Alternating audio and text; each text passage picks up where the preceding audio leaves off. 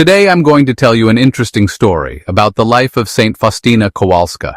Saint Faustina is famously known for the Chaplet of the Divine Mercy and is the patron saint of those who seek God's mercy.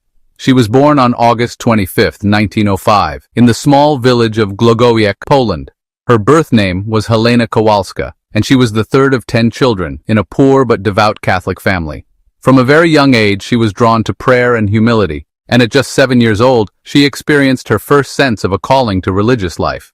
Despite her longing to join a convent, her parents resisted the idea, wanting her to remain home and contribute to the family's needs and chores. At first, she ignored her calling to a religious life, but at the age of 19, she had a mystical vision of Jesus. One day, she went to dance in a local park with her sister. During the dance, she had a vision of Jesus, and he asked her, "How long will you put me off?"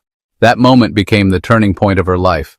She secretly left home and traveled to Warsaw with nothing but the clothes she was wearing.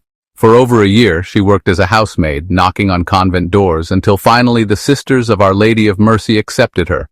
On August 1, 1925, when she was 20 years old, she entered the congregation and took the name Sister Maria Faustina of the Most Blessed Sacrament.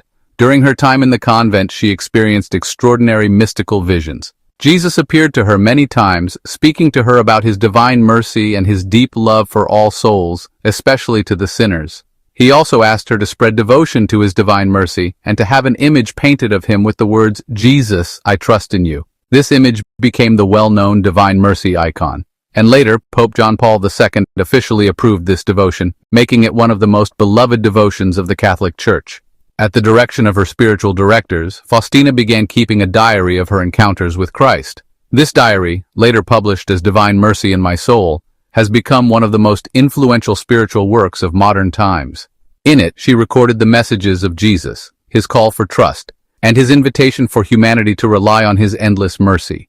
Although Jesus appeared to her frequently, her life was not free from suffering. She was often ridiculed by others, and was often misunderstood. She also had so many doubts about her spirituality, but she remained steadfast and always spent long hours of prayer, reflecting upon the divine mercy of God.